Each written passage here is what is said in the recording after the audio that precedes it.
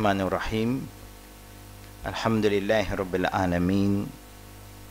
Allahumma salli ala Muhammad wa ala ali Muhammad kama sallaita ala Ibrahim wa ala ali Ibrahim innaka Hamidul Majid.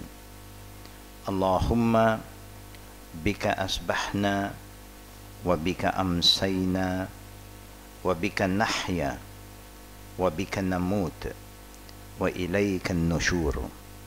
Bismillahilladzi la yadurru ma'asmihi syai'un fil ardi wala fis sama'i wa huwa as-sami'ul alim.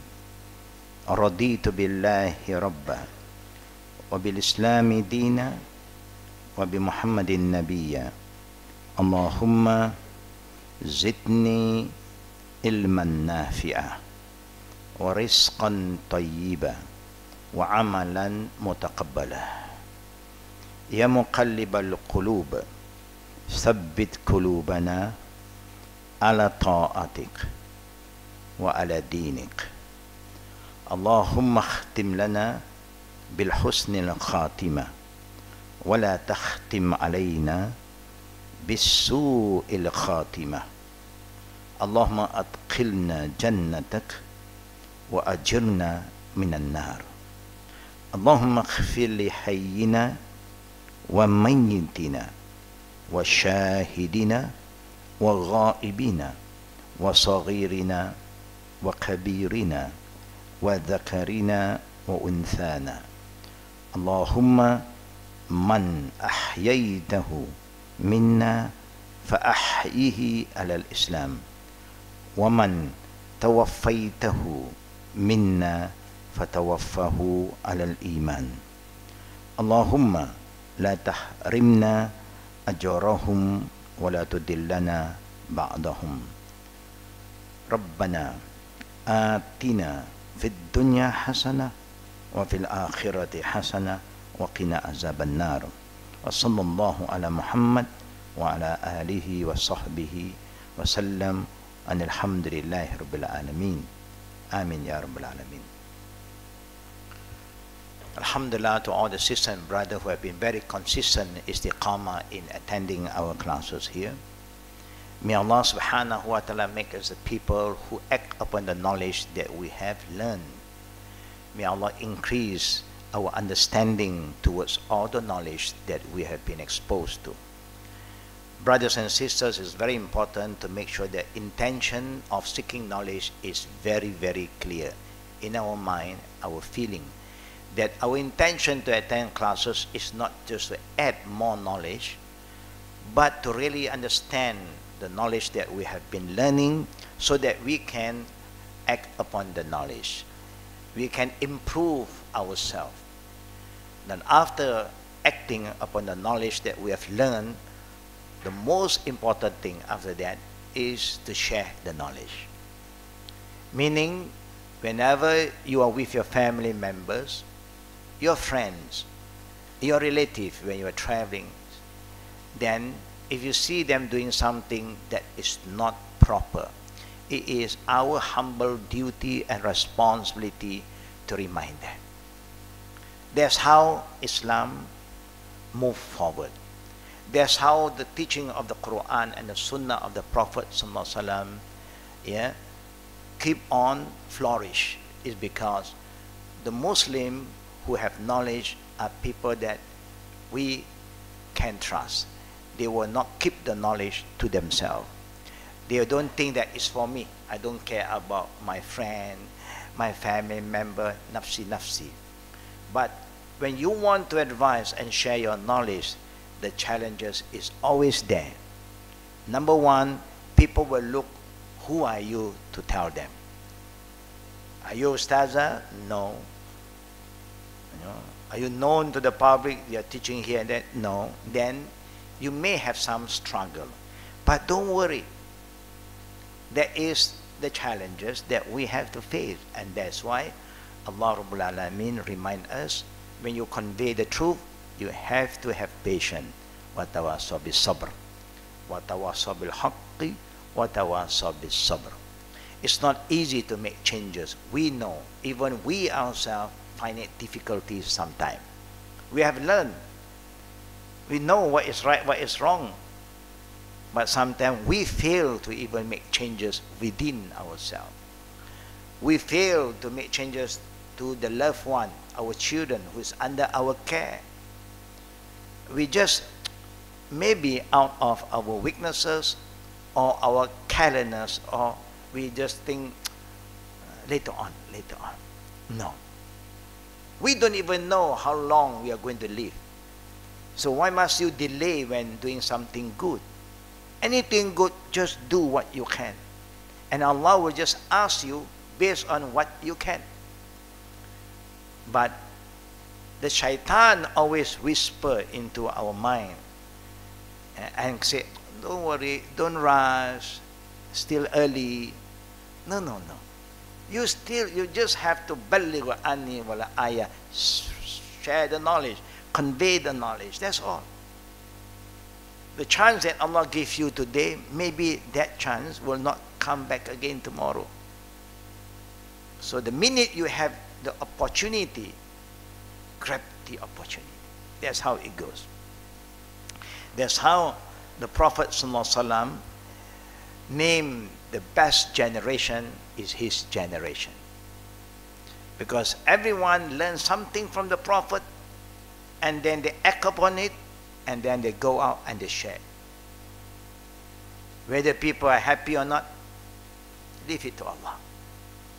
But the best way to convey the message is to start with those who are close to you. People that knew you, people who are close to you. Develop a good PR first. To a stranger, then you have problem. You know what is happening lately, so many things happening on the ground. Yeah? Everybody is trying to be so active, going to da'wah everywhere, open area, street da'wah. We have been doing it, the Muslim been doing it, now the other group also is doing. Now create more tension. It's not getting better. People are getting more angry now. Don't come and disturb our people, go home.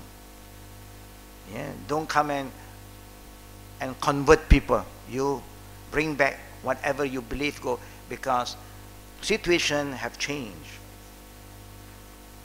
Yeah, situation have changed. You just don't go out to the stranger. Of course, you make people very unhappy, unrest. It's just like doing business. If people come to you, buy this, buy, of course we get irritated.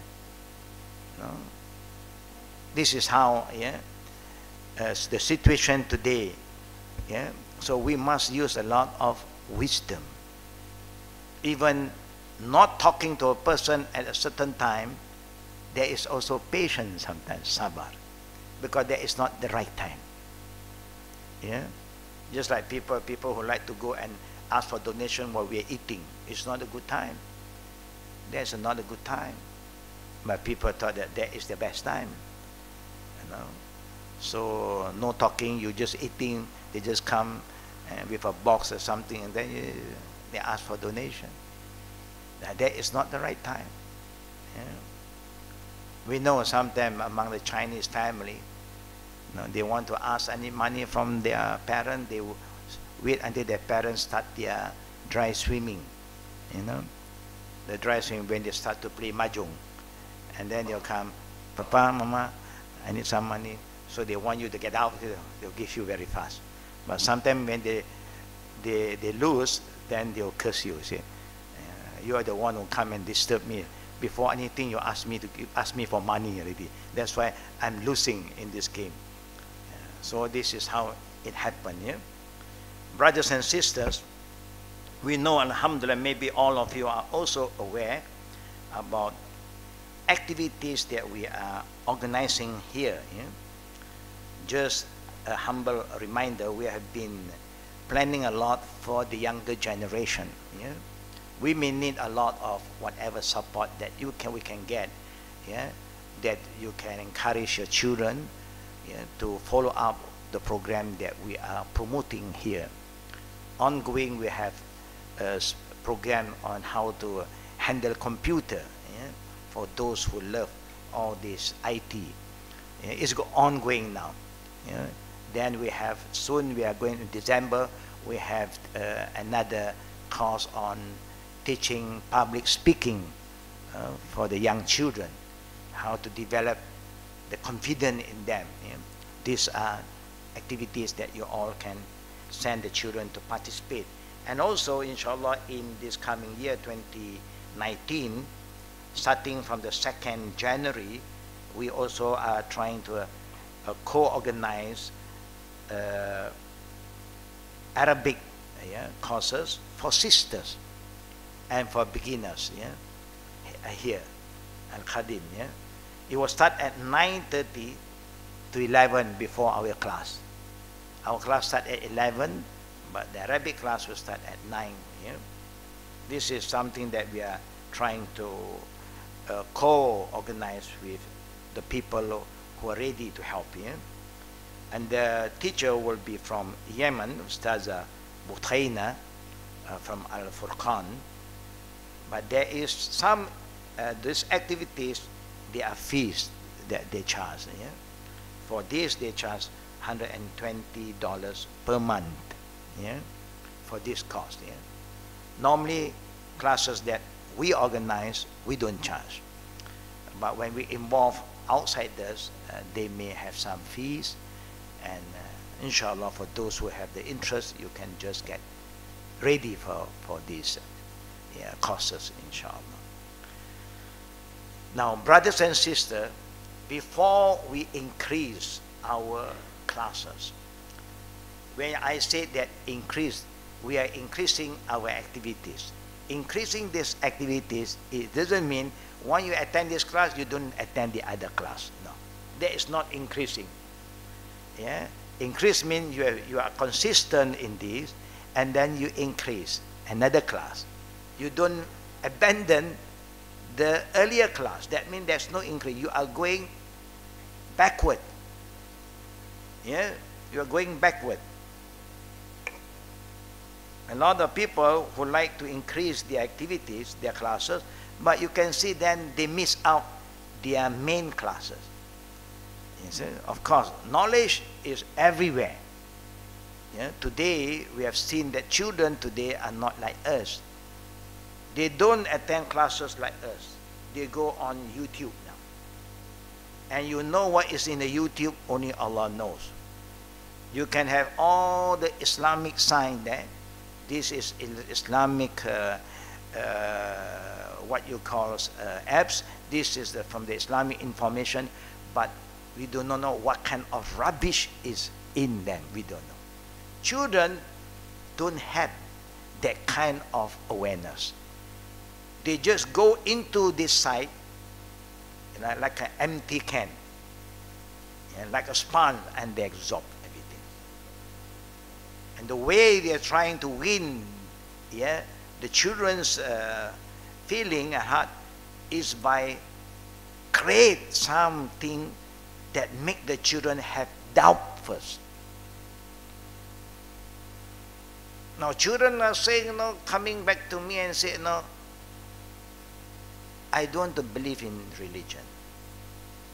Because religion restrict me from what I want to do. Stop me from what I want to do. So I think I want to be a free thinker, an atheist. So I'm free. Children just want total freedom. But alhamdulillah, after a few discussion, to make them understand again, they say it's so difficult. Especially children who sleep late. They say, religion want me to wake up for Fajr prayer. And Fajr is so early. I'm sleepy. I just want to sleep. But religion said, you must wake up for Fajr. So if I don't have a religion, I don't have to wake up. You see how it goes? They see how they think. Now, most of us as parents, we know that the way we will learn about Islam before, no question asked. Just listen and follow. It's not bad. is a good way, but you must make sure that the teacher that is teaching you based on the Quran and Sunnah. Then you can respond in that manner. Sami'na, listen, wa ta'na, and obey. But sometimes people will teach you so many things that you don't even know what is right and wrong. But they also expect that you sami'na wa ta'na. Children today no more. They really want to ask. Yeah. So I was telling the young children, say, you want to be free. Islam is here to free you. Islam is here to free you from worshipping and believing all the nonsense, to believe in one God. Then you may not know how to believe in this God. So Allah sent prophets to come and remind you, to teach you, to show you the way. There's no total freedom. Do you think you are free to drive your car at any speed? No, there's also a limit. Do you think you are free to park your car anywhere? No, then your car will be towed away. Do you think if you're working one day, you can go to your office anytime you like? You can tell your boss, no, I cannot wake up at 8, at 9. Sorry, I only wake up at 10. I can come to office at 11. And then say, you don't have to come to the office. You stay at home. You better go and sleep and keep on sleeping and die while sleeping. You cannot. Nobody will say you have the right to do what you want. You have to follow rules and regulation. So you must make them understand. You cannot say that, I want to be free. No, no. Everywhere you go, there is rule and regulation that you have to follow. Make them accept the reality. They are thinking, floating here and there. They don't know what they're talking. But sometimes when they ask the parent, of course the parent feel irritated. Do not know how to talk to them. Make them understand. These are things that we all who are learning about Islam must be alert. Now, if you look at what is happening around us, brothers and sisters, whether politicians, whether businessmen, intellectual, professional, teachers, even all the higher education people, if you look at what they are talking, nobody talk about the foundation now. They may talk about Islam, nothing to do with the foundation. Ritual, do this, do that. And now we have people who came back to us and say, children going for Jum'at, just an example. Children going for Jum'at because they had to go and pray Jum'at, especially young boys. They learn zero from the Jum'at. They don't benefit anything from the khutbah, because the khutbah today are not talking to them. Khutbah today are not addressing the younger generation problem, youth problem. They just give a very general talking about like that, even the adult don't pay attention. We have failed. We send our children to for khutbah. After that, we ask, what did the imam say? What is the khatib say? I don't know. I don't understand. You see, we have failed the younger generation, and most of the children suddenly say to their parent, I don't want to go to the mosque for Friday prayer. It's a waste of time. I get sleepy. But not the sister. The sister don't have to go to Jumat. These are things coming back to us.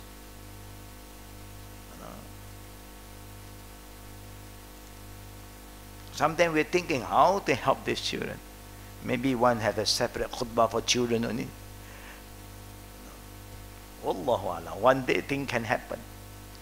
Because these are the future generation. If you don't guide them from now, and you can see, I can see all the time, you are before Jumat, you are the same kind of person with the same kind of bad character. After Jumat, you are just the same person.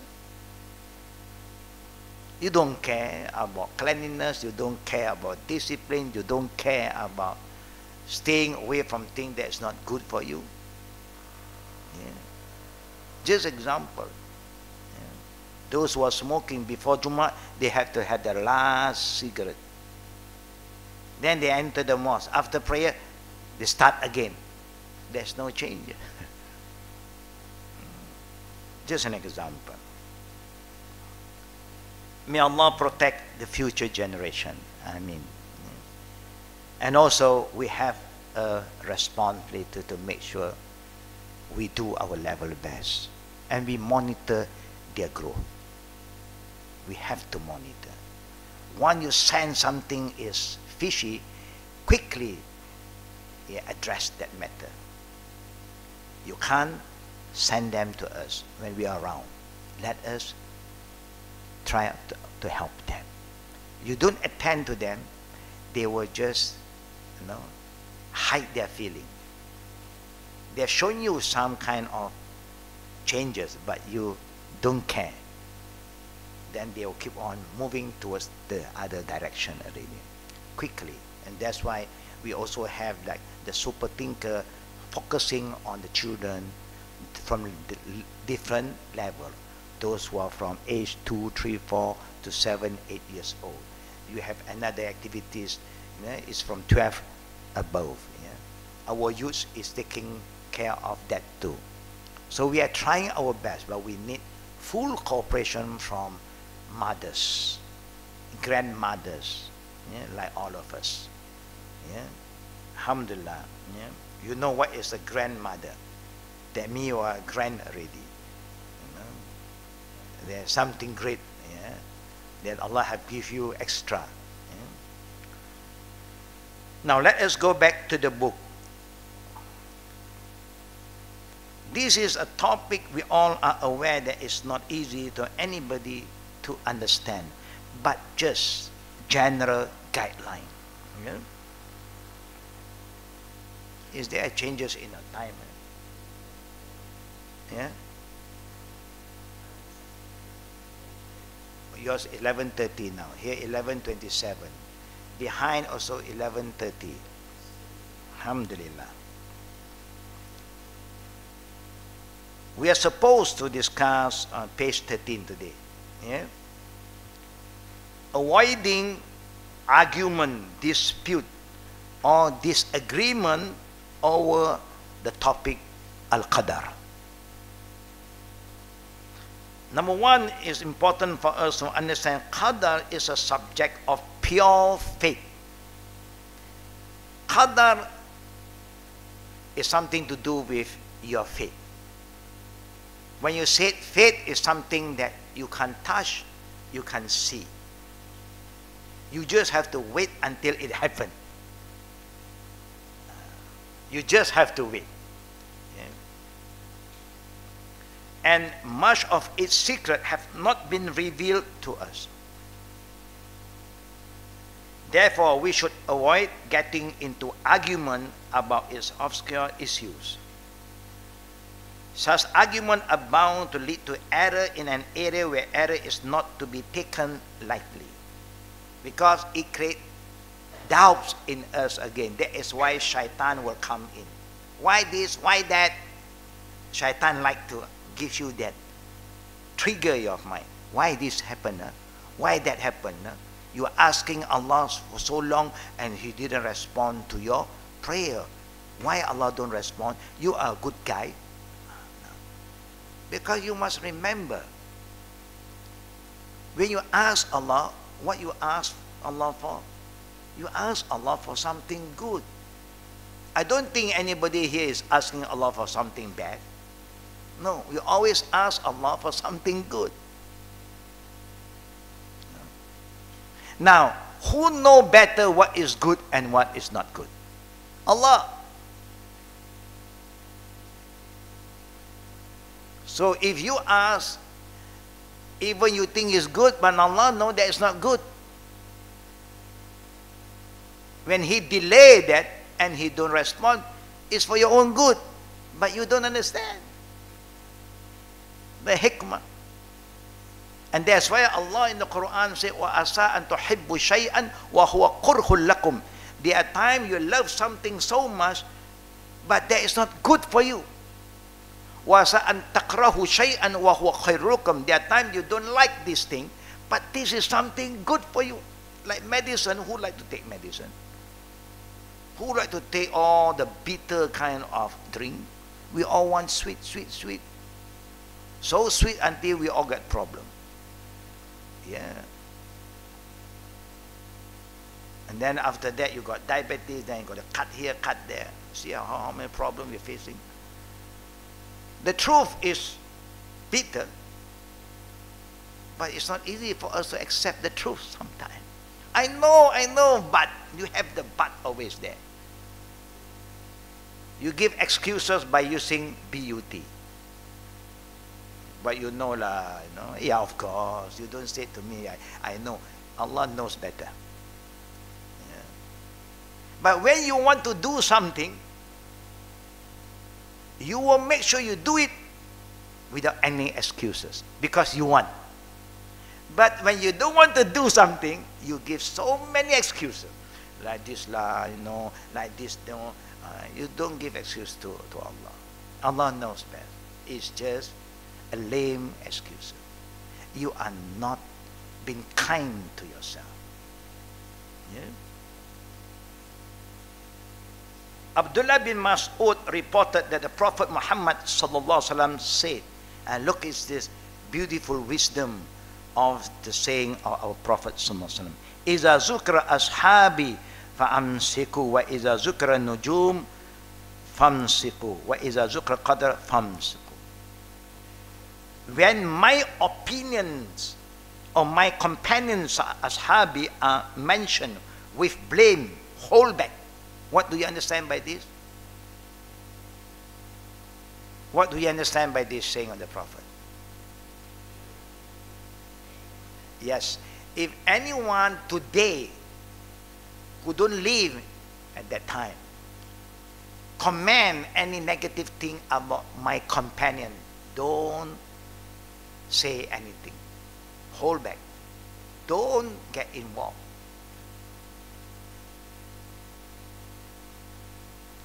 Because we are not there. Who is creating this kind of doubt and fitna? We don't know. And you remember what the Prophet said? The Prophet has said that my people will be divided into 73 groups. Kulluhum finnar. All of them will go to hell except one. And the Prophet said, Ma ana alay wa ashabi. Wa ashabi. This hadith also said, ashabi, my companion. So nobody can think that they know better about Islam more than the companion. Nobody. You must know your level, where you stand.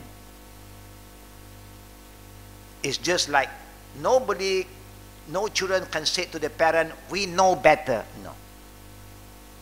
You may have more information, but experiences-wise, you cannot beat your parent.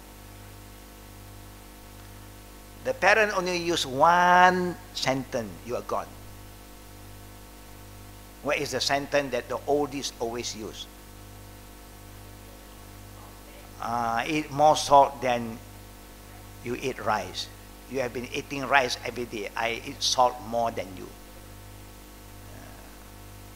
That dalia khalas, you cannot say anything. Yeah. But sometimes you find people today who expose to all the wrong information, create fitna, comment about the Sahaba. Oh, this, to the extent they belittle Abu Bakr, they belittle Omar, they only highlight Ali. Whose group is this? We all know. And the youngster now, sometimes they're exposed to that. They also start to commend the companion. Who are we to commend the companions? Especially the four caliph. We never talk bad about Ali. Why must they talk bad about Abu Bakr and Omar and Osman? Why must they do that? Because, the fitna is there. That is how, we must be very, very careful. And the saying of the Prophet, nobody should deny. And he confirmed in one of the general hadiths, 10 of these Sahaba is guaranteed by Allah to go to Jannah. Among the 10, number 4, the 4 Khalifa, Abu Bakr, Omar, Osman, Ali. And who are we to comment and say bad about these people? That's why the Prophet said, hold back. Don't say yes, anything that is negative about companion. We only say everything that is good. That's all. If you ask the person, how do you know that they have done this? Oh, I read it. Who wrote that book? Tell me who wrote that book. They don't have any strong, it's just pure fitna. And that's why there was a discussion. I think I shared with you, I just strengthened this info again. When they want to form a forum between the Shia and the Sunni, the great scholar of the Shia is there waiting for the scholar from the Sunni group to come to discuss about issues that they have between the Shia and the Sunni.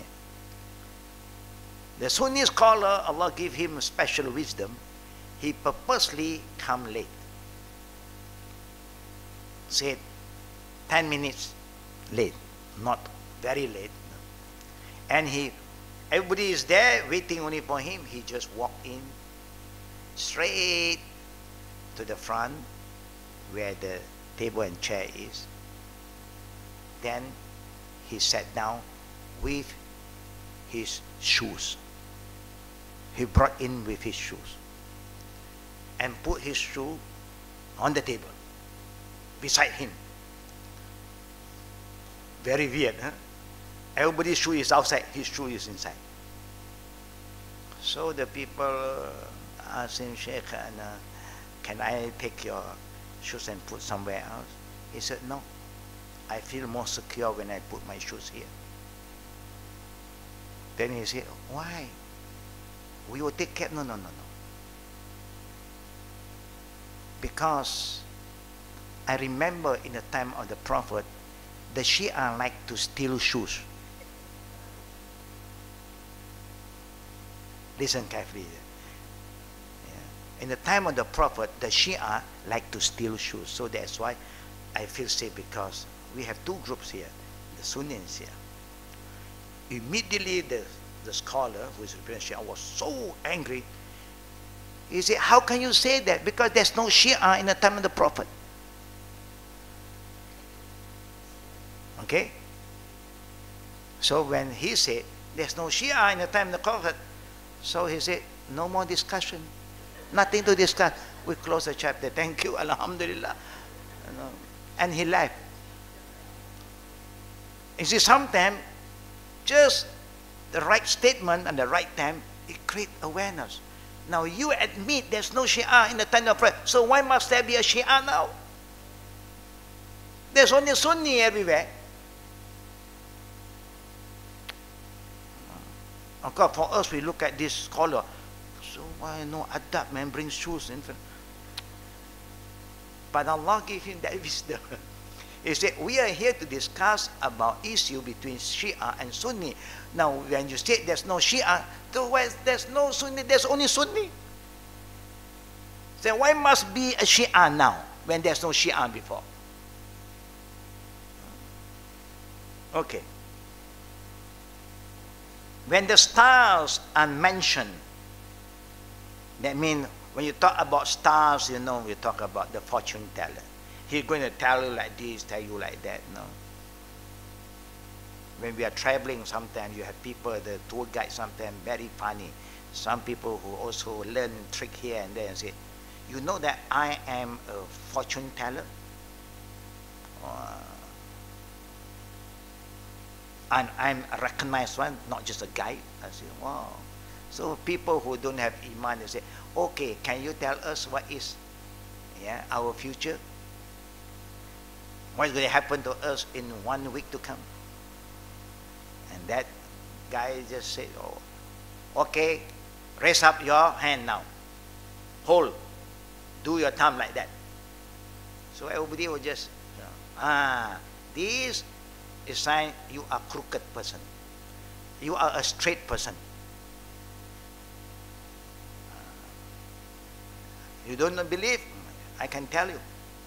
Everybody was worried. No? If you are crooked somewhere, I don't want people to know that I'm a crooked. But sometimes you don't go and believe. You know, they are playing, playing with all this gray area. Of course, nobody is perfect. Nobody can say, I'm an angel. We are no angels. But you cannot just judge a person by looking at their thumb and then look at their feet. Because you say it's not straight, that means crooked.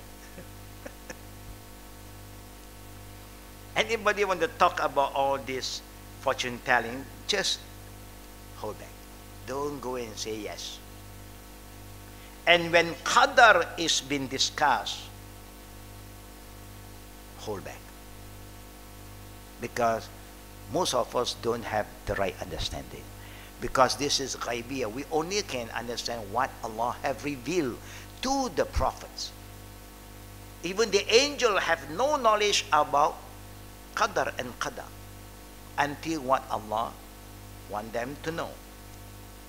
Abu Hurairah reported that once our Prophet ﷺ entered the masjid and find his companion discussing, arguing about Qadr.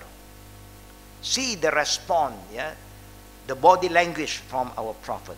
Became angry, his face turning red as if pomegranate juice had been smeared over his cheek.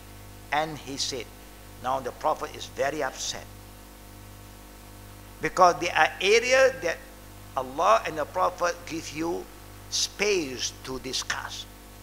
Certain thing, you just stop there. Is a zukr al-qadr famsiku. Anytime people talk about the unseen that nobody really knows, nobody have evidence to prove what they want to say to you, just stop arguing. Now, what is going to happen to you, to me, no one knows. No one really knows. We can plan. But we just get ourselves prepared. When it happens, what do we say? This is the guidance of Islam. When something happens, you just say, Qadarullah wa ma sha'a fa'al. Finish. Back to Allah. Who allowed this thing to happen? Allah. And why it happened? You can check a bit. You can discuss why it happened. Why it happened? Because you never learn. You never control yourself. You never follow the rules. There are rules, there are orders. Any problem, sit down, talk. And when you want to talk, that is why, remember when in the time of the Prophet, in the early period of Islam, people are still drinking. A lot of Muslims are still drinking. And Allah never said about haram. He just let it go for a while because people are so used with drinking. Or the intoxicated drink. Then later on, Allah said, don't drink when you are coming to prayer. Why?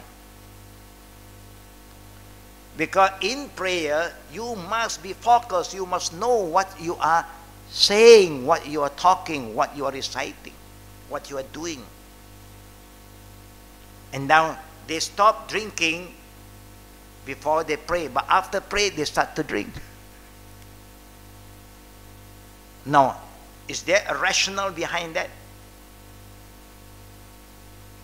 Do you think it's wise to say, don't drink, don't get intoxicated when you want to pray? Because then you cannot pray.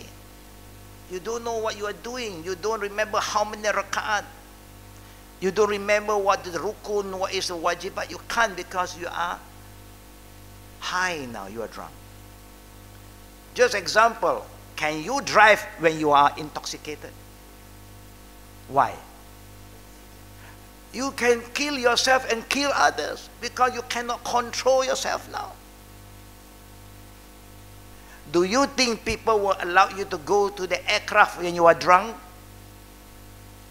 You cause unrest in the plane. You may injure somebody. Do you think if you are having a meeting, you allow somebody to come in the meeting hall and drunk? Nothing to talk, you better go home. You are not qualified to discuss anything because you are not in a state of mind. You cannot. And then later on, Allah said, haram. Just an example.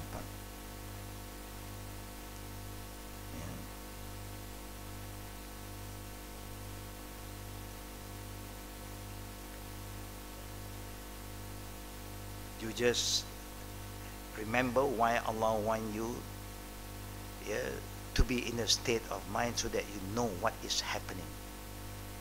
And when you talk about if something happened, you say Qadr Allah wa ma sha'a fa'al.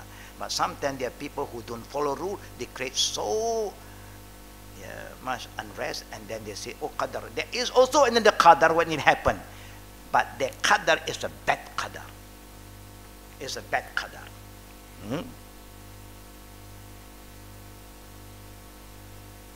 The Prophet ﷺ said to this group of companions, أَبِحَاذَا أُمِرْتُمْ أَمْ بِحَاذَا أُرْسِلْتُ إِلَيْكُمْ إِنَّمَا حَلَقَ مَنْ كَانَ قَبْلَكُمْ حِينَ تَنَازَعُوا فِي هَذَا الْأَمْرِ أَزَمْتُ عَلَيْكُمْ أَلَّا تَنَازَعُوا فِيهِ. Is this discussion arguing something that you have been commanded to do? Did Allah say, spend time and talk about Qadar? No. Or is it part of my message to you? Did I taught you to discuss about Qadar? No.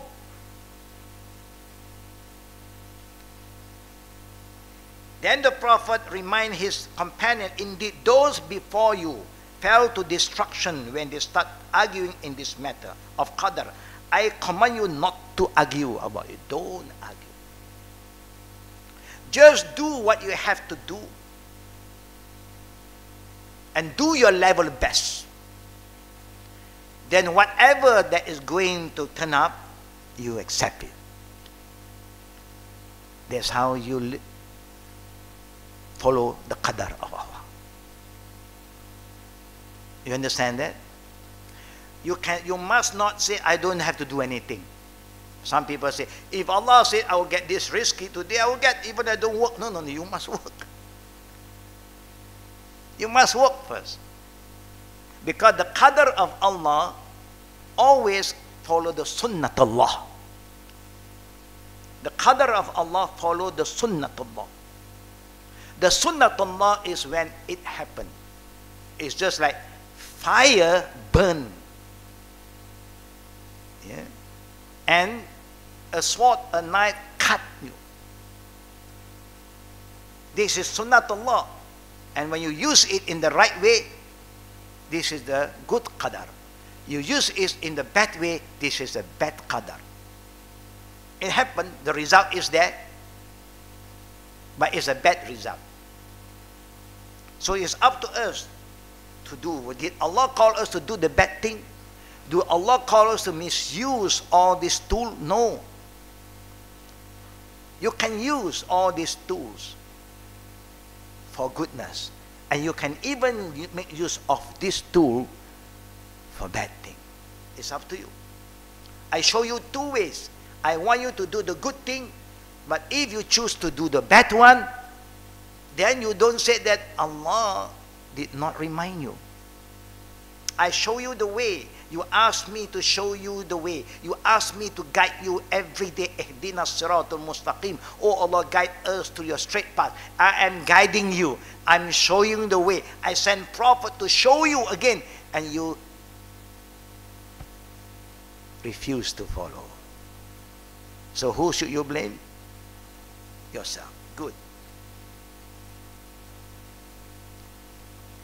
Reporting the same incident, Abdullah bin Ammar mentioned that Prophet Muhammad sallallahu alaihi wasallam said, "Ma lakum tadribuna kitabillah bi ba'dihi bi ba'd."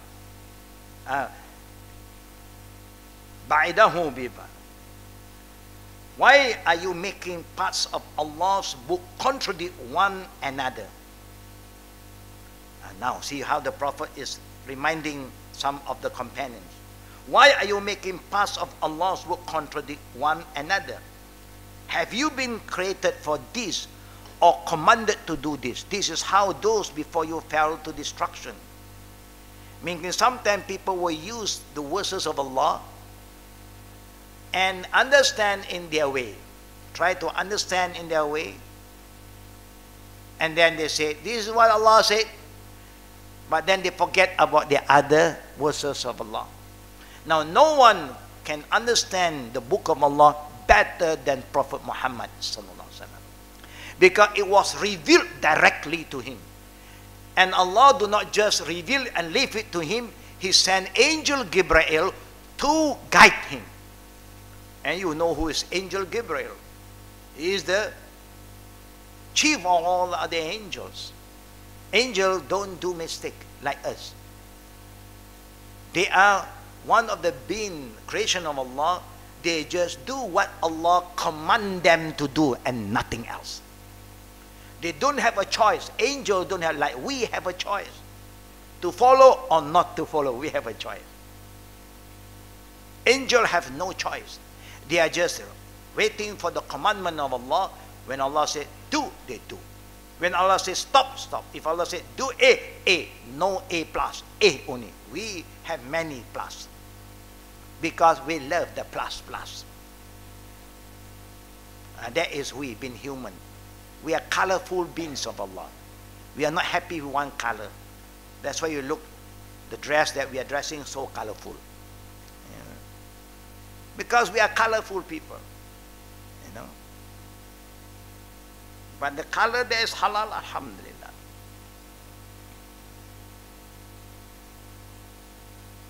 Now those who play with the book of Allah, you will have problem.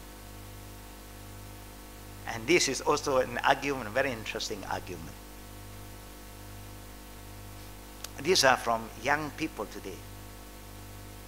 I said, living in this world, you need to have rule and regulation to maintain peace, yeah, and harmony among people. You cannot say, I want to be free totally to do what I want. You can't. No country allows you to do that. Anything you want to do, there's a limit. Anything you want to say, there's a limit. You see what happened lately? When there's no limit, even the bomba is going to come and put the fire off when the car is burned. They have been attacked. Why you do that? They are here to safeguard, yeah, so that less accident, less, yeah, injury. That is the work of the bomba. You don't want the bomba to come, don't burn anything. The bomba will not be there. You know? When there's fire, that is their job. Example, that is their job. If you don't want the police to be there, don't create problem. No police will be there. If everybody follow the rules, see how happy we are. Problem, yes, sit down, talk. Is there law and order in the country? Yes. What is stated in the law? Everybody try to understand and follow. Khalas. But when you don't want to follow, then of course there will be a lot of problem. At this point, time when we are so advanced in knowledge, yeah, with the IT, the information, and we don't want to follow rule and regulation, is not good for anybody. We are not here to be a lawbreaker. We are all learned to be a law-abiding citizen, and that is good for everybody. Now this, I said, we need to follow law and order. But he said, I know what is right. I know what is good for me. Enough what? Do you think what the government is doing today is good for you? The government trusts this. You go and buy food. You have, last time they have GST. Now no GST. They replace with what? SST. Are you happy? If you are given a choice, yeah, to drive on the road and with toll and no toll, which one you prefer? No toll. You feel so relaxed, you know. You just pass through. No queue, no problem. Are you happy? You are not happy. But do you think the government will follow you? I don't want to pay. You don't want to pay. You don't have to use the road. Or there is another smaller road for you to use. Or you still don't want to pay. You walk. And then let the bike wait for you over there. And let them take you and drive you further. You still have other choice. But if you want to use the facilities, you have to pay. You have to pay. There is the rule. There is man-made law. It may change. Alhamdulillah. The Subang Shah Alam toll gone. Now it changed. Alhamdulillah. Because this is man-made law, can change anytime. But divine law is unique. Divine law, he said, what is divine? Divine secret, it will never change. How Allah have fixed 1,400 years ago, it will continue until the end of time. Now, you see how critical this young generation. You know what I'm trying to share with you, sisters? To understand the Qada and Qadar, when Allah fixed everything, khalas, there is the Qada.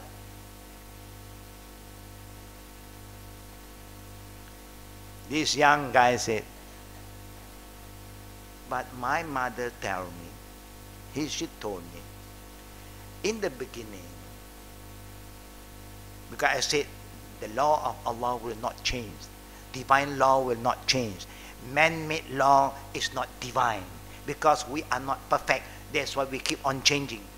And now he's saying, my mother told me. Now listen carefully here. In the beginning, drinking alcohol is allowed. Even you are not allowed to drink when you want to go and pray, but after that is still allowed.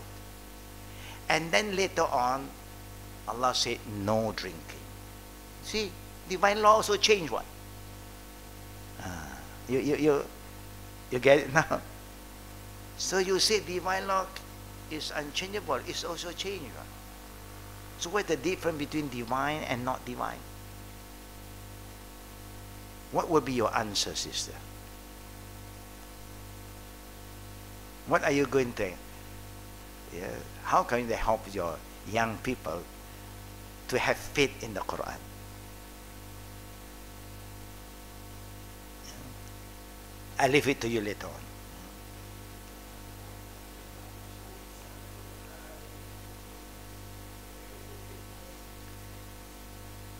At-Tahawi said, Qadr is Allah's secret among His creation.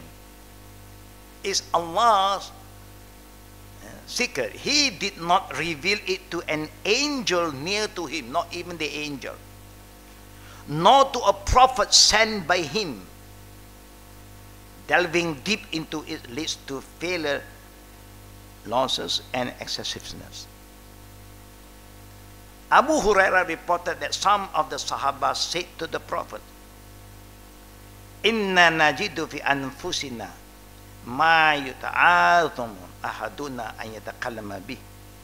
Some thoughts come to us that we find too tremendous to even mention. That means even companion human, of course, you may have this disturbance. Yeah, this critical confusion sometimes. You know. The Prophet ﷺ inquired, وَقَدْ وَجَدْتُمُوهُ. Have you truly felt this way? They respond, yes. So the Prophet concludes, ذَلِكَ صَرِيحُ الْإِيمَانِ. This is a clear proof of Iman. What is the saying of the Prophet? Sarih.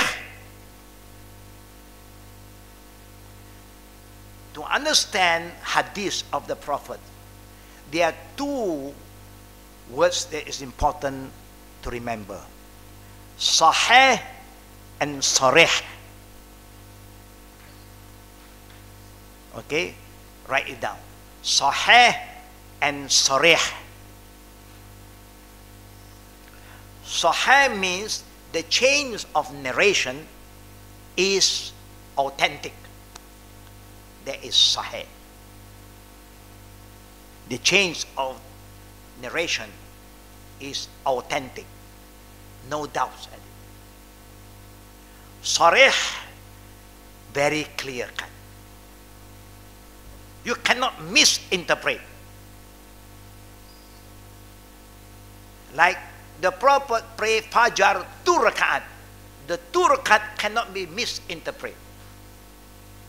Because it's sarih. Understand? I'll give you another example. When the Prophet said, La iktikaf illa fi thalatha masajid. Can anybody misinterpret this? They shouldn't. But they still misinterpret this today. The Prophet said, this is about Ramadan, fasting month in Ramadan. No, la iktikaf. No iktikaf. The Prophet said, no iktikaf. Illa, except. First he said, no iktikaf. Except in Salatha masajid. 3 masjid. Can there be misunderstood? Like if the Prophet said, La ilaha illallah. Can there be misinterpreted? No. There is no gods that have the right to be worshipped except He alone, the true God. Clear. The Prophet did mention it's good to iktikaf at the last 10 nights of Ramadan, the last 10 days. Then he said, no iktikaf. First he said iktikaf. Then he went for iktikaf. The Prophet every Ramadan will go in the mosque the last 10 days to stay in the mosque until the night of Eid al-Fitr. Then only he will free himself from the mosque. He become like what they said, you go to for meditation, isolating yourself. No more going out like normal day. Just stay in the mosque for 10 days. This is iktikaf. Minimum 1 day and 1 night. Then the Prophet said, no iktikaf except 3 months. Now, this hadith is telling us the sanad, the chain of narration is authentic, sahih, and the meaning, the matan, is sarih, is clear. Okay? Okay.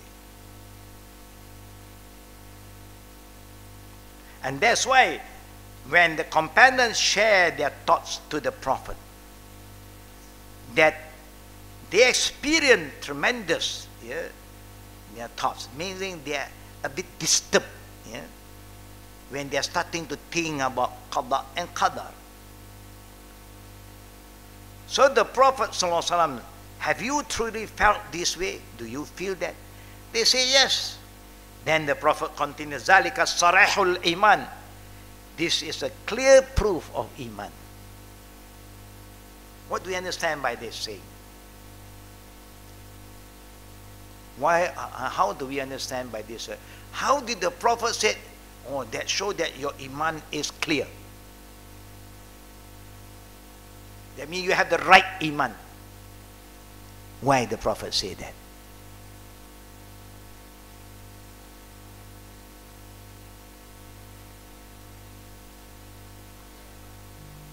Yeah, in a way, yeah. That is true. Because you don't talk about, your thought. You know this will come. Thing that you cannot explain, of course, you will have this kind of confusion a bit, and no. It's common. But that is a sign of Iman because you control that. You are not arguing about it. When you start to argue, that means you have a lot of problems. You know there is some disturbance inside you. How to understand? Is that correct? Is not wrong? But because you hold on, your patience shows that you have Iman. How can you talk about something that you have no knowledge? That's a sign of Iman. To believe in the unseen.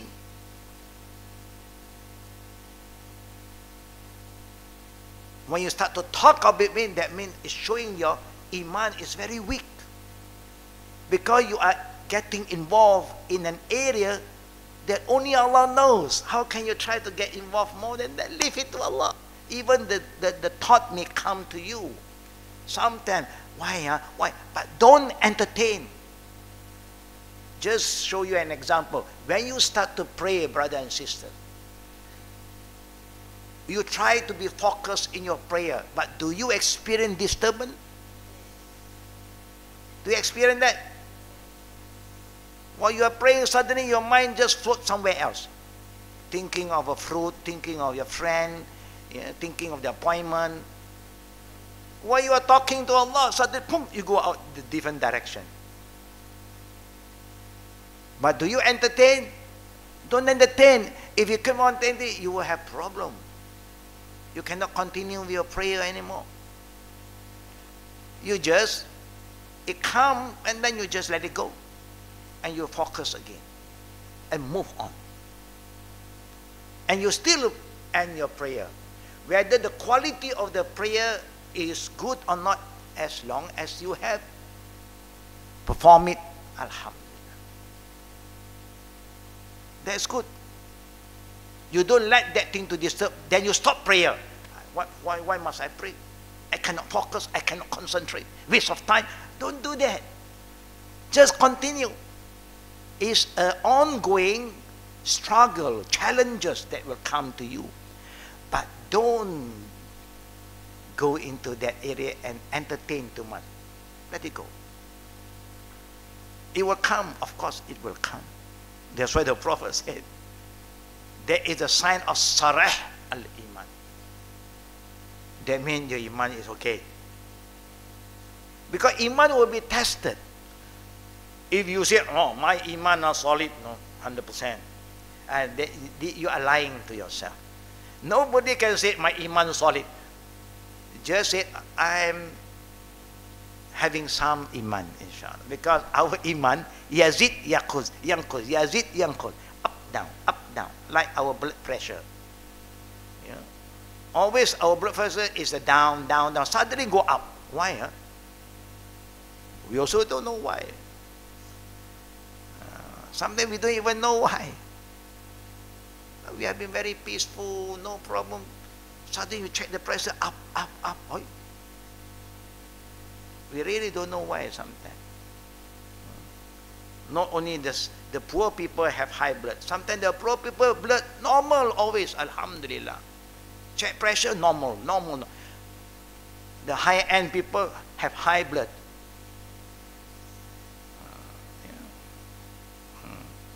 Allahu Akbar. But important, we know that one of the signs of the person who has iman, their iman must be tested. There will come in and out, test you. But you are in control. You are still in control. But what happened, that I share with you a few incidents, the young generation, you see, they cannot control. That's why they let it out. And that's why make the environment, the household, the family very, very worried. Because when you're in control, you don't cause unrest to other people. It's okay. You still pray. Only you may have this, but you still pray. You still know that you are a Muslim. Alhamdulillah. Just move on. In this hadith, the Prophet ﷺ considered his companion reluctant to discuss delicate issue of Qadr a clear proof of their faith. This should also be our attitude. This is how we respond to Qadr.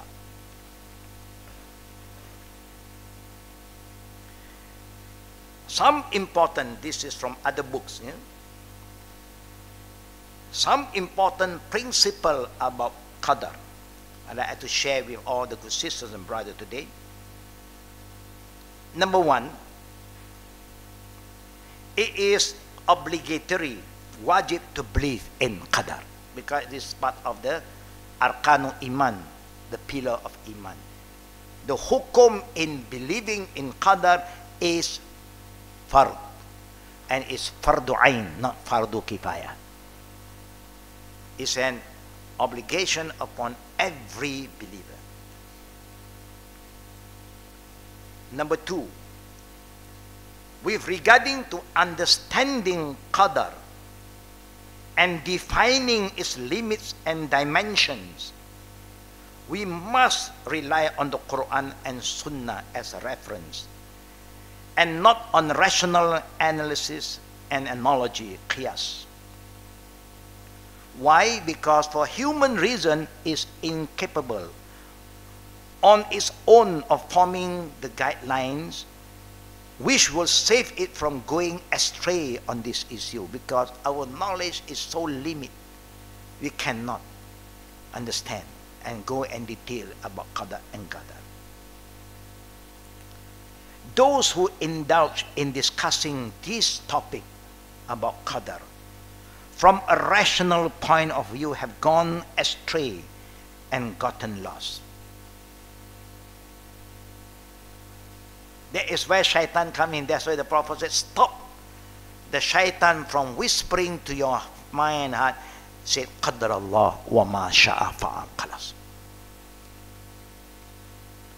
Some of them denied Qadr altogether because you entertain. Some of them thought that belief in Qadr implied that we are compelled. And some created a conflict between Sharia and Qadar. Each one of these deviations caused problem in people's daily life and societies. Because ideological deviation caused deviation in behaviors and daily life. And that is why in Islam, Allah always reminds us to have a peaceful, harmony, happy family. Both husband and wife must have the same ideology. If one have iman, one have no iman, you have problem. Because the one who have iman will want to follow the guideline. The one who have no iman, no, you don't call me to do this. Give me my freedom. This is me. You married me and this is me. And then you have problem.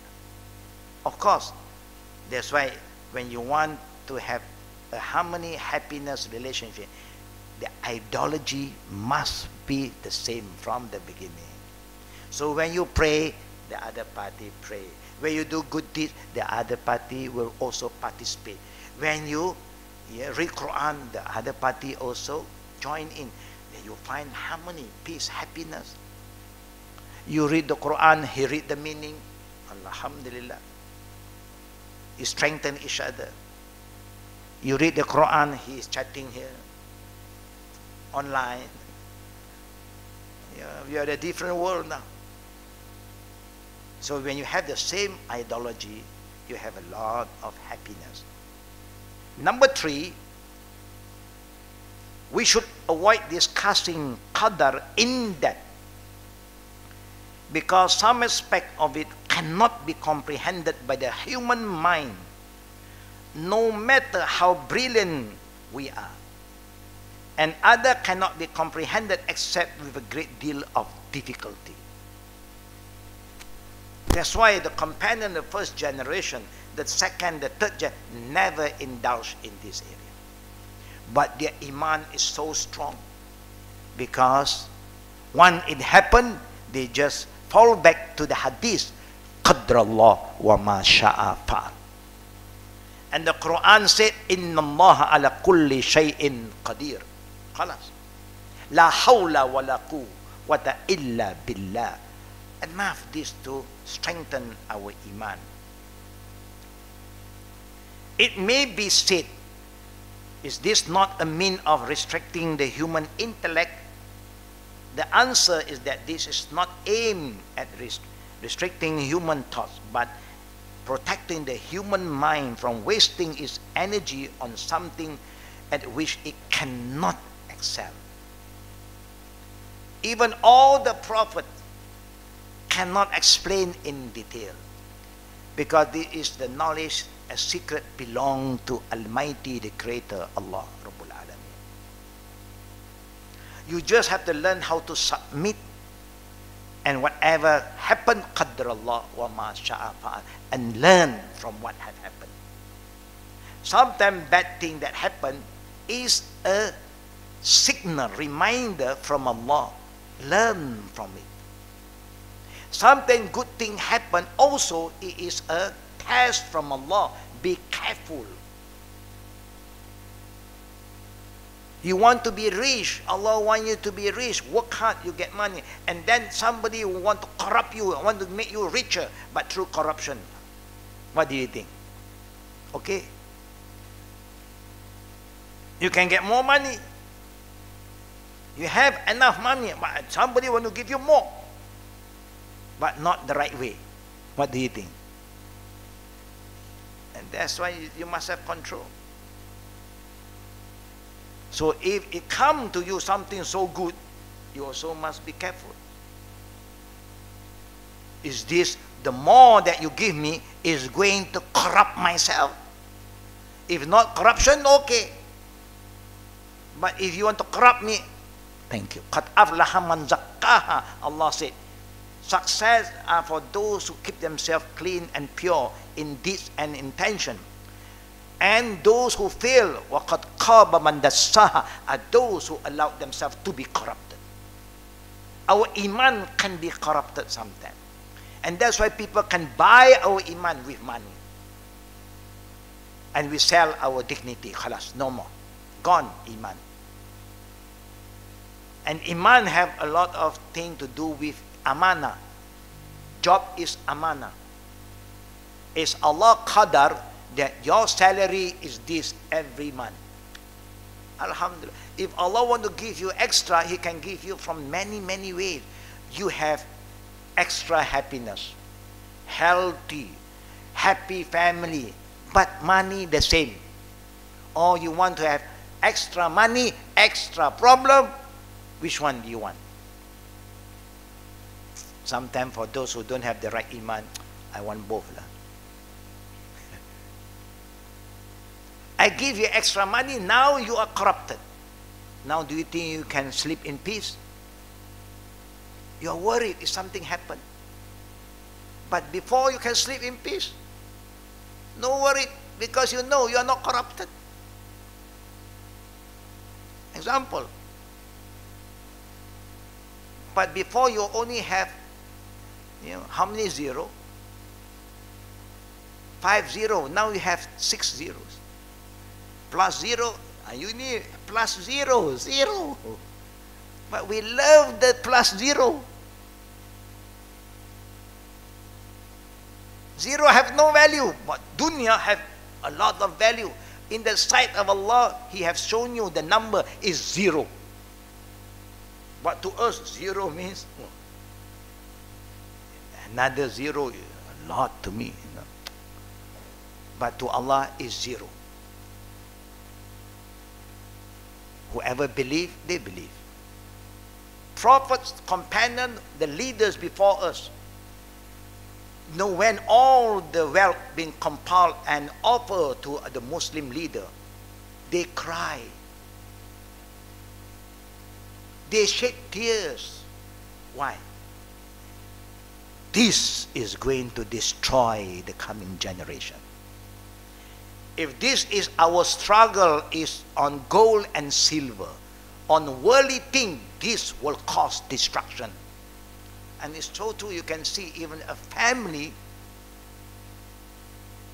have problem just because of you have extra. Then you have more problem.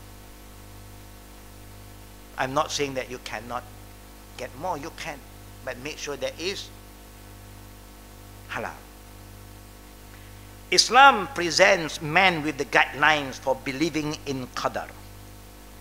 The concept of Qadar is based on the fact that Allah knew everything that would be, and He wrote it, willed it, and created it. Remember, Allah knew everything that would be, and He, Allah, wrote it, willed it, and created it. It is easy for the human mind to understand this fact. There is nothing difficult or complex here because if you have trust in Allah. Just do what you have to do, and whatever come out, you said, Qadr Allah wa ma sha'a fa'al, la hawla wa la quwwata illa billah, inna Allah ala kulli shay'in qadir. Khalas.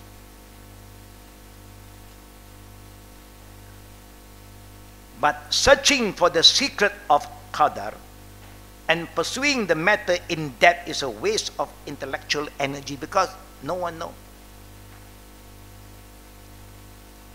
The attempt to understand how Allah knew, how Allah wrote, how Allah willed and created is an attempt to understand the essence of Allah's attribute.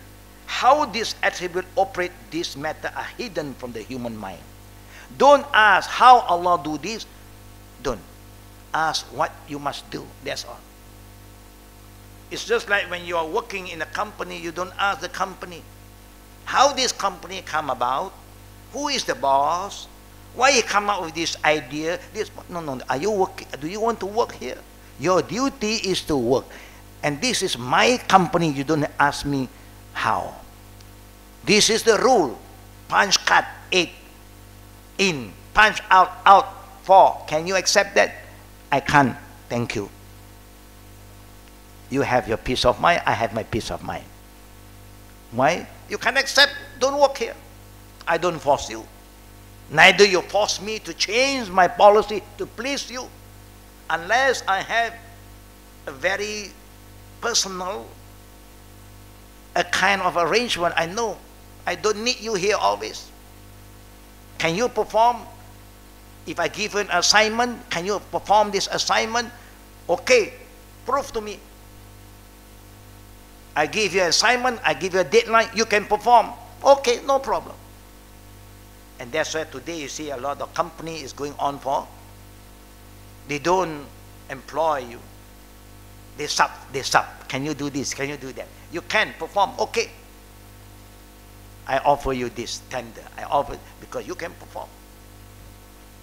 You don't have to come to my office. You have your own office. In the future, life is going to change.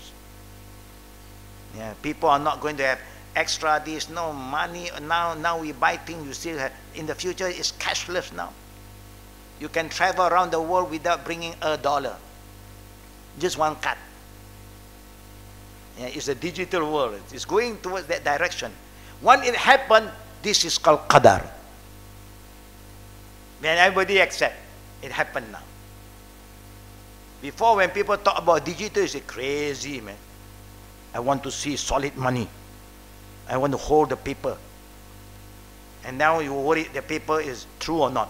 You have to buy a machine again. And screen, oh, okay, this is genuine notes. You have so much problem. Now they go digital. When you come to digital, what do you learn about digital cashless? Yeah. In the future, what do you learn about that? Just using card. What do you learn about that? It's very Islamic, you know. Why is Islamic? Because you have the money already. You cannot use a card without money.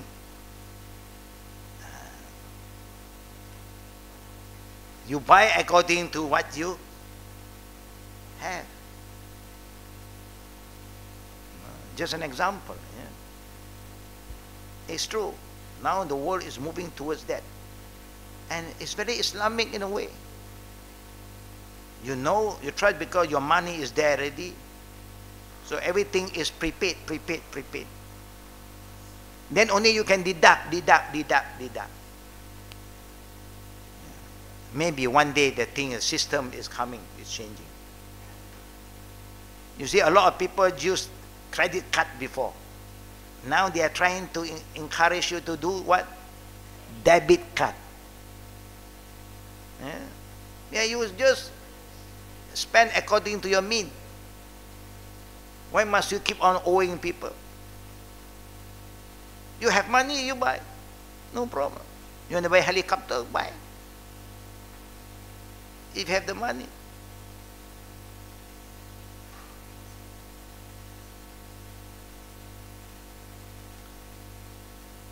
The Quran reminds us about not to be what? Wasteful. Wala tubazzir.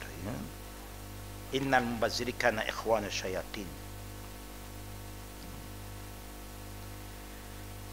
This is something which is unseen about Qadar, which we are required to believe in, but it is not permissible to ask about their nature and essence, about Allah's work. Don't ask. Just ask what you must do.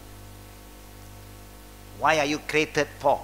To worship Him, to know Him, to love Him, to submit to Him. Just do that. The one who asks about this thing is like those who ask how Allah rose over the throne. What we say to Him is the attribute on which the principle of Qadr is based. The apparent meaning is understood. How it happened is not known to us. And the belief in it is obligatory. Asking is bid'ah. This is the statement of the great scholar from Imam Malik. Anything about the attribute of Allah, you believe what is been mentioned. Yeah? How Allah has explained to us, you just believe in that. Yeah? It is your duty. But how it happened, you don't keep on asking, because asking is a bid'ah.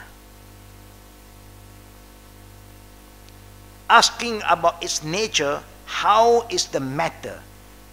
Exhaust those who ask about Qadar, exhaust, yeah? And make the matter complicated and makes believing in Qadar difficult. This is the cause of the confusion which affect many of the younger generation today.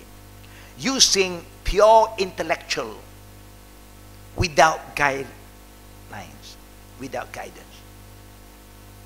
That's why you have all the liberal, the secular, the plural. They thought that their intellectual is better than what Allah said.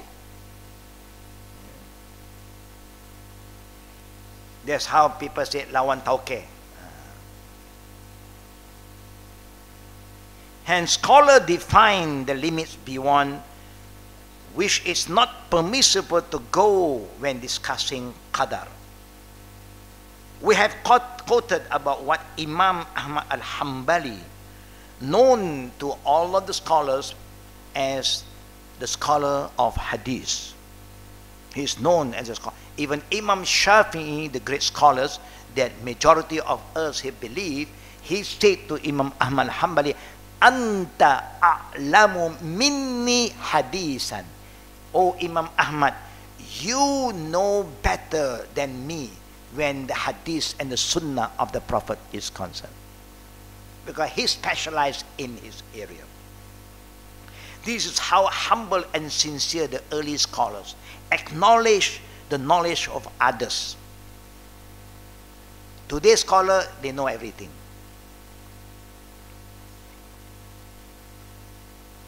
And they criticize other scholars.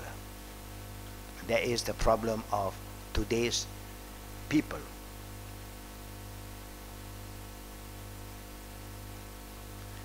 He said, it is part of the well-known sunnah to believe in Qadar, both good and evil. And it is part of the well-known sunnah to accept the hadith on this topic, to believe in them and not to ask why or how. There is a sunnah from the time of the Prophet, the first, second, and the third generation. Those who discuss the matter of Qadr indulge in discussing how Allah creates the deeds of His slave when these deeds in fact stem from the individual, and they discuss how Allah knows what His slave will do and how He obliged His slave to strive even though He knew that they would do, and He knows whether their ultimate destination will be paradise or hell. Of course, Allah knows. He told us who go to hell, who go to paradise. He knew. But do you know? When you don't know, why must you go and say, I think you go to hell? And you will go to it. That's why the Prophet said in the time of the Prophet, there was an incident. Something happened. This guy kept on advising another friend. He's a good guy, but he was reminding his bad guy, the friend, be good, be good. And that guy still the same.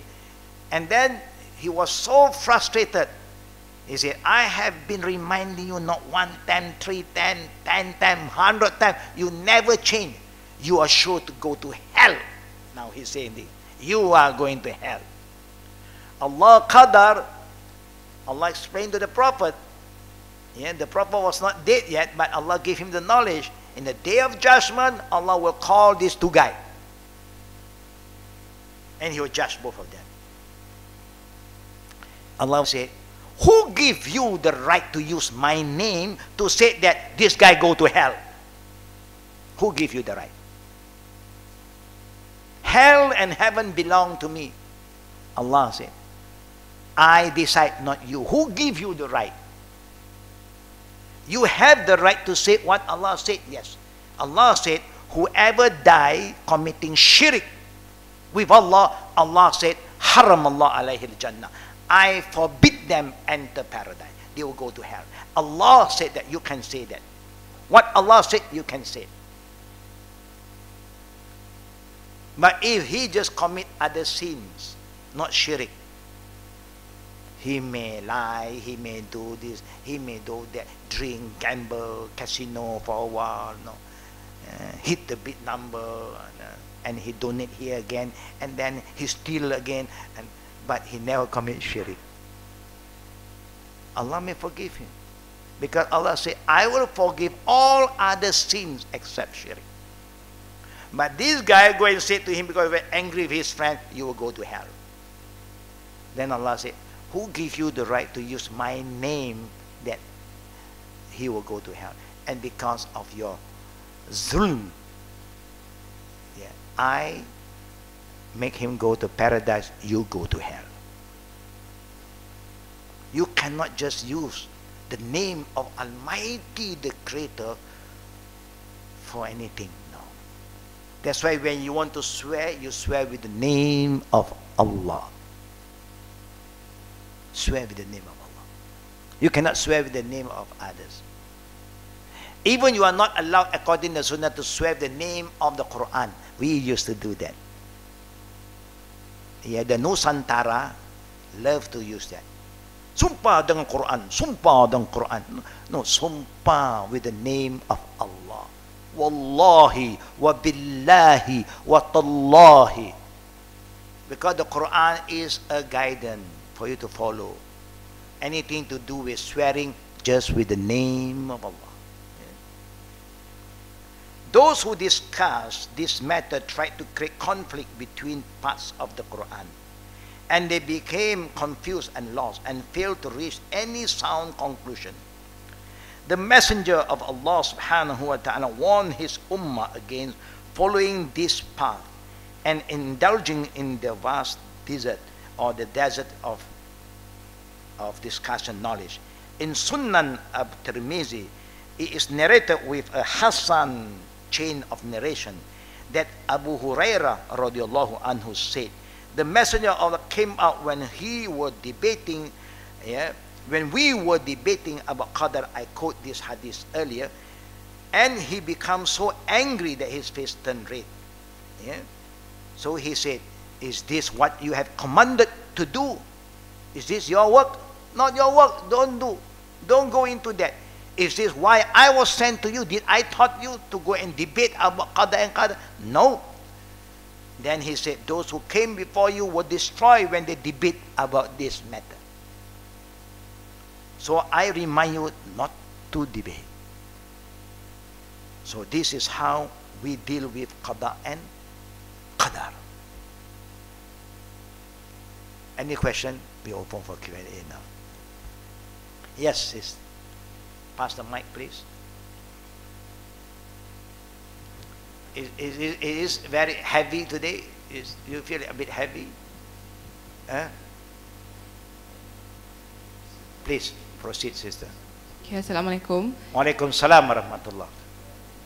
So, dua can change destiny. It is the most important and powerful tool for all of us. Are we allowed to pray, to call upon Allah subhanahu wa ta'ala to change our destiny or the destiny of others? For example, we have those whom we love who are yet to believe. Can we ask Allah, Ya Allah, there is nothing impossible for you. Please make so and so among those who are guided and founded. Among those who believe for you, guide those whom you will, and you are the best of writers. And when we ask, can we ask with the strong belief that Allah will answer our dua? Even if it's not in this world, can we have the faith that Allah will answer us in thereafter? Thank you. Yeah, this is what we have to have hope. Allah wants us to have hope and believe that He will answer your prayer. Yeah, but when you leave it to Allah, you just have the patience and do what you have to do. Of course, Allah loves all of us. Keep on asking Him for guidance. Yeah, He loves us to do that. By asking Allah guidance, brother and sister, you must also remember, when you ask for guidance, you must know what you really want. If you want to be guided, you follow the guidance. You say, oh Allah, guide me, but Allah show you the way and you don't want to follow. Sometimes Allah have shown us the way He have respond, but we don't feel, we don't understand. We were thinking that He should respond in this manner, but He is responding in a different manner. But because we don't have the deep understanding, so we don't even know that Allah is responding to our prayer sometimes. So it's good to learn about this and ask. If you ask something, and then you can get a scholar that you know, who understand this, the Qadr of Qadar, and who understand how the adab of asking and having hope, to check and whether your prayer is correct or not. You understand that? Huh? But you should ask. Also, when we have troubled non-believing friends, is it okay that we encourage them to ask from the Creator in case? Oh, yes, Yeah. that's good. Can Yes, do that. we can do it. Remind them about the Creator. They may not believe in Allah, but they believe in a Creator. So you can ask your Creator to show you the way. Hardly people ask for guidance today. People ask for so many things. I want money, I want this. For worldly things, people always ask. But hardly people ask for guidance. So we have to remind, ask for guidance. Because guidance is more valuable than gold and silver. When you are guided, the gold and silver also will be used in the right manner. When you're not guided, all the money you have will destroy you. Yes, you can call them to do that. Now, next question. Yeah, pass the mic, please.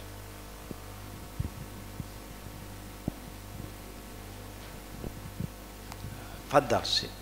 Assalamu alaikum. Wa alaikum salam, brother. Welcome. Thank you for a very, very clear definition of Qadar. No.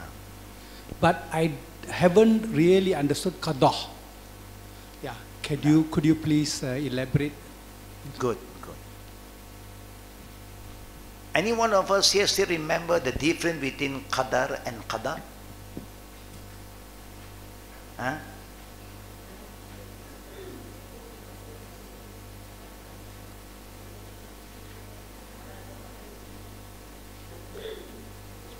Try to repeat again, Sis Rahani. Qadar is what?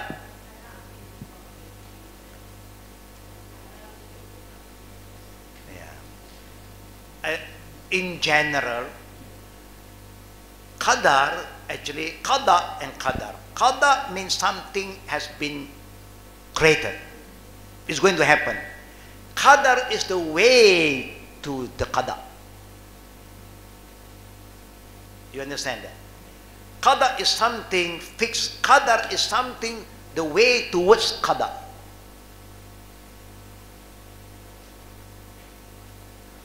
Yes.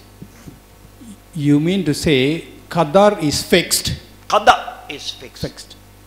And if the way to that one, can that be changed if you go the certain way? Yes. That's good. But in general, the difference between Qada and Qadar, if Allah Qada that you will fall sick, this Qadar is going to bring you towards that. Oh, Even you try to take care of yourself, you fall sick. Okay, all right, yes. Okay, you understand that? Yes. If Allah said you will die here, the Qadar will bring you to that area. Okay. Even you have never been to that area, but Allah said you will die there. Something happened to you that your family will have to bring you to somewhere, and then you die there. And that is the difference between Qada and Qadar. Okay? Yeah, thank you. Good. It's very clear. Yeah. Alhamdulillah. Sisters, yeah, back to the brothers. Yeah. The first question is, Ustaz talks about corruptions. If someone acquire their wealth through corruption means, and then repented through taubat nasuha, will that itself cleanse the wealth that he has acquired through that corruption means? That's the first question. The second question is to get the answer from, there's one part that Ustaz was mentioning about how to respond to your children when talking about those changes in the Quran. Okay. Thank you. I come to your first question. I have to reconfirm so I have your right understanding. Your question. You ask those who are corrupted. Later on they repent. Will Allah accept their repentance? Inshallah. No problem. For Allah there's no problem.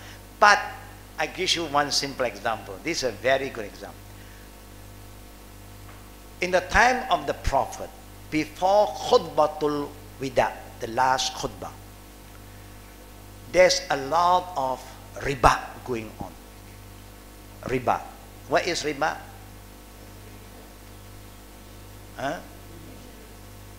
Riba is usury. That means people lend you something, you have to pay so much, like the along today. Yeah? All are ribawiya. Okay. So now Allah said, I forbid riba and I make business halal.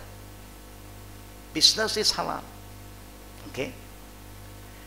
And then the Prophet said, the first riba I have to declare is riba Ibn Abbas from his family, who also involved earlier. But you can take back your capital Whatever extra, you must stop accepting or you must give back. Say you have collected your capital already. People owe you for 1,000. You have collected 1,000 plus already. But you are still, you can still collect more if you continue. You say, no more, but whatever you collect extra, give back. What is yours, that's how you make tawbah. Allah accept your tawbah. But how you do it, whatever is yours, you keep. Whatever is not yours, give back. And that is how tawbah nasuha. It's not tawbah, I still keep. That is not tawbah.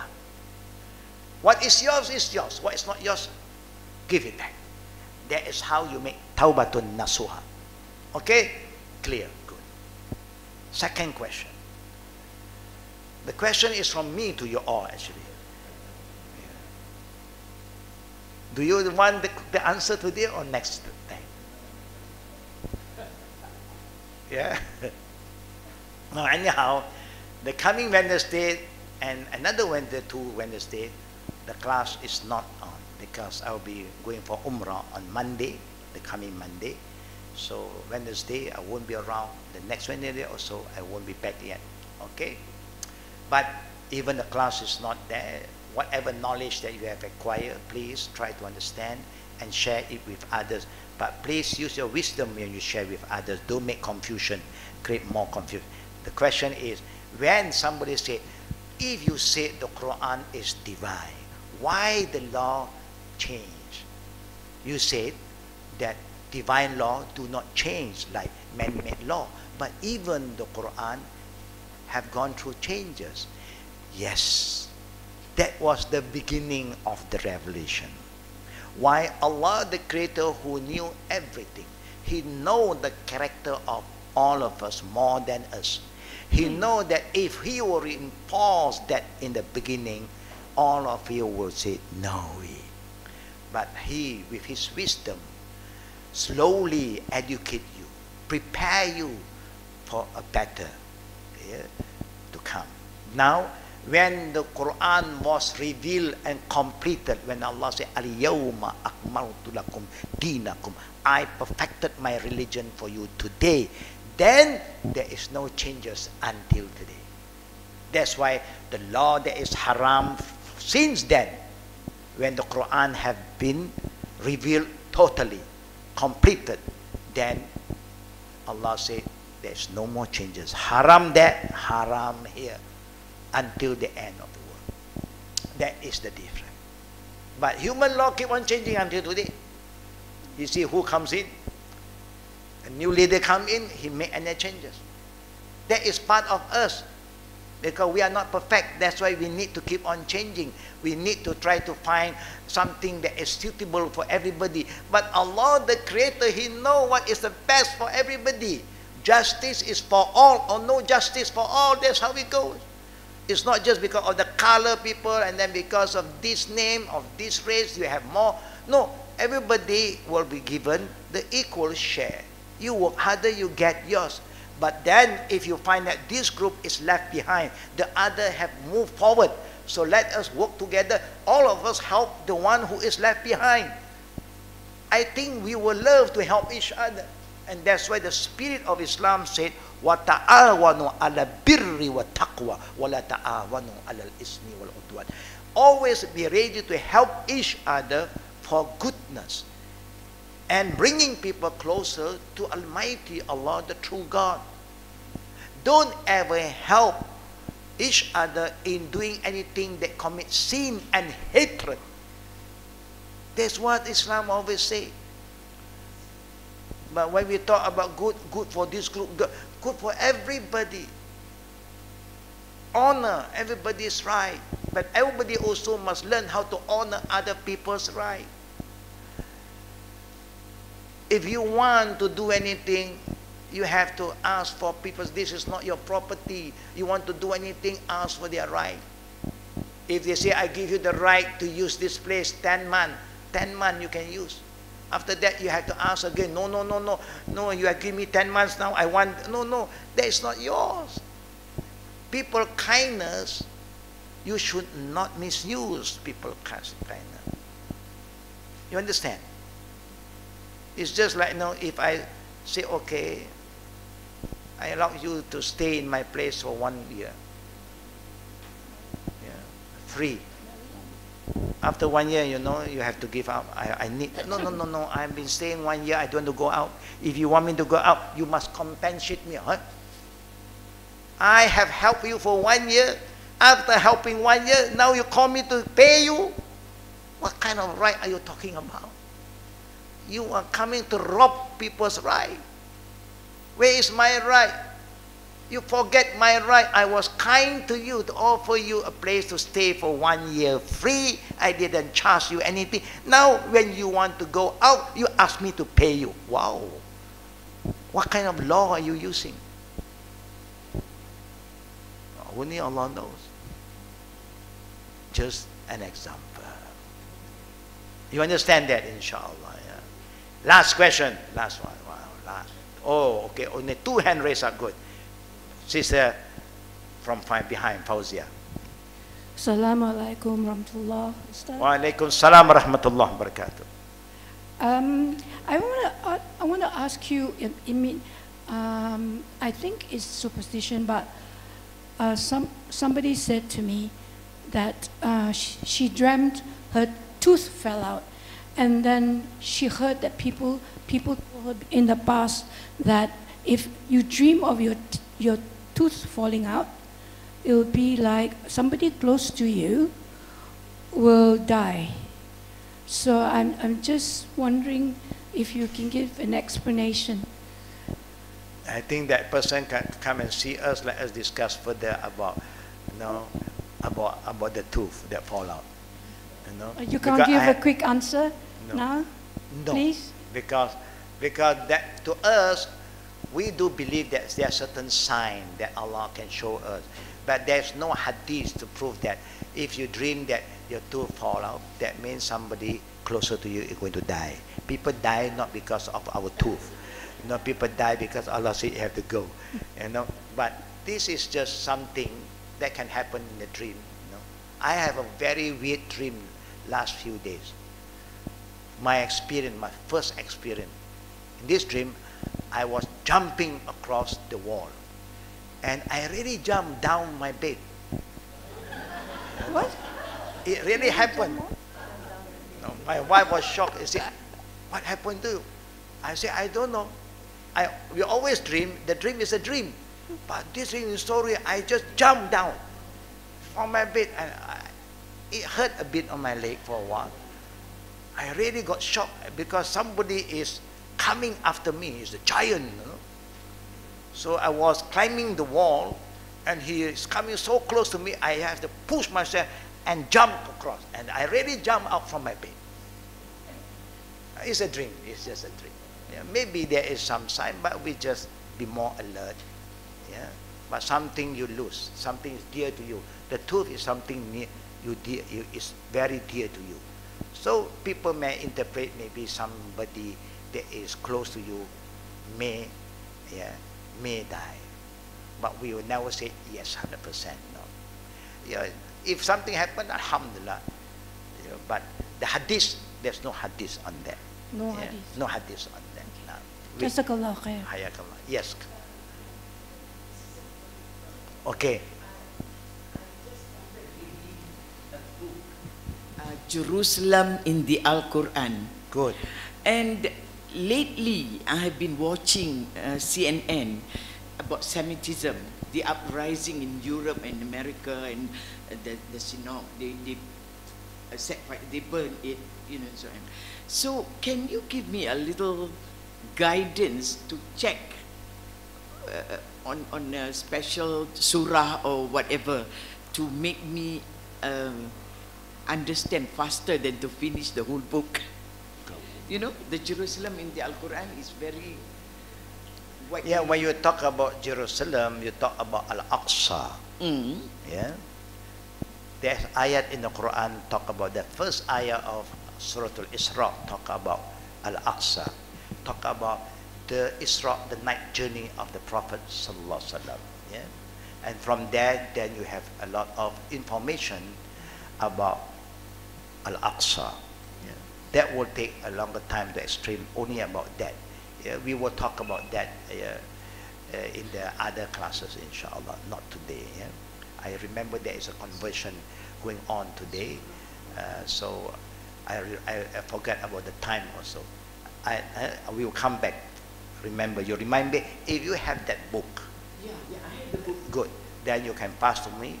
I will just see how they quote, yeah, the ayat about Jerusalem in the Quran, and then I will share the info later. Now I will just look into certain point. It's sufficient for us to understand. Yeah. Last one, back to the brother. Thank you once more time. Welcome. But I got two questions. Two. Both related to today's topic. Topic, good. Okay. The first one is, see, human beings, they say, this is destined on me. I am destined to be a drunkard. I am destined to be Allah has made me like this, Okay. a robber. Okay. That's, Allah doesn't make those things predestined on you. I think, you bring it upon yourself. Okay. So if for people who say that, can we say, no, what you are saying is not right. Allah doesn't destine bad things on you. How do we, yeah. This is my Okay. question. My second question is, just now you said both ideology must be the same. If I am 80% and my wife is 100%, how do we reconcile this? It's easier as long as it's the same. The level may differ, Okay. but you have the same ideology.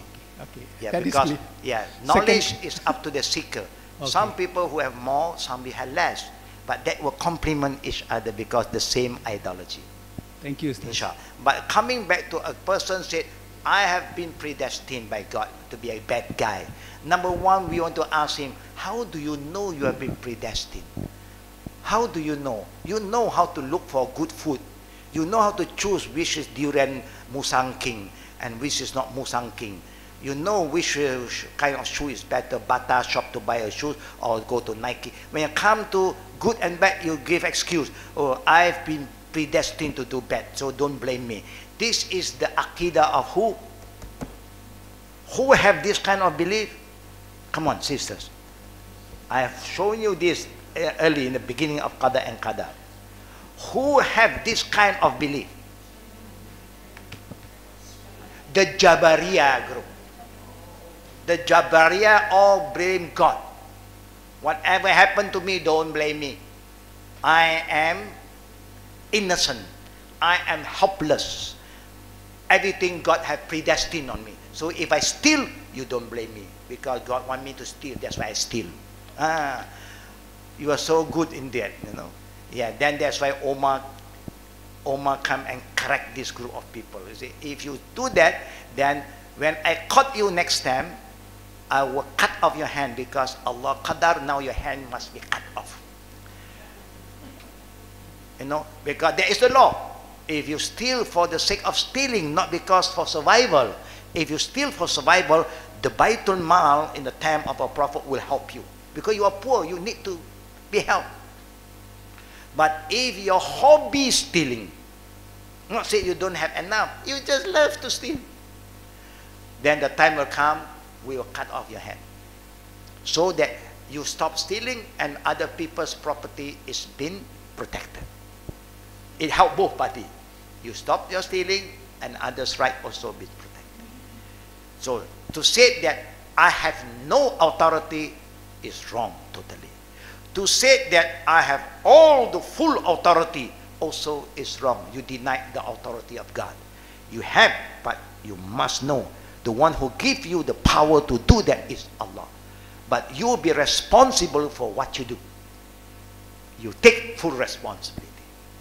If Allah said, don't do this, you want to do, you take the full responsibility. So you have the Jabariyah, you have the Qadariyah, you have the Mu'tazila. I have mentioned this in the beginning of our class. Maybe later on the brother will have to follow up, inshallah. So brother and sister, we will end here today. Thanks for the good question today. There are more brother who come in today to ask question compared with the early classes. Alhamdulillah. I mean, this topic is really very hard topic that we all want to have the right understanding. So may Allah help us to have this Qadar and Qadar's belief in the right manner that Allah and the Prophet have taught us, inshallah. Brothers and sisters, is the sister around? Yeah? Outside, okay. So may Allah make it, they want it to be private, I think. Can I then ask them? Yeah, we have a sister who is preparing to join us in faith, inshallah. Okay. Since they want it to be private, we honor their privacy, inshallah. Subhanakallahumma. Recite this prayer together. Subhanakallahumma wa bihamdika. Ashhadu an la ilaha illa anta. Astaghfiruka wa atubu ilayk. Brothers and sisters, don't forget to pray for us, for our safe journey for Umrah. And we will keep on remembering all of you. And we'll pray for you, inshallah. Our class will start back after our return, inshallah. No. I think December we'll be back. Yeah? No, next Wednesday is off because Monday I'm leaving. Then on the 13th I will be back. 13th is what day? Check the date, please. 13th is what day? Thursday. So 2 Wednesday is not there. Then we are going for our youth camp. Our youth camp will be back on the 21st. 21st is what day? Huh? 21st is Friday. Yeah. That means 3 weeks. Yeah, 3 Wednesday. Yeah, is holiday. Yeah. See you, all of you, after that, inshallah.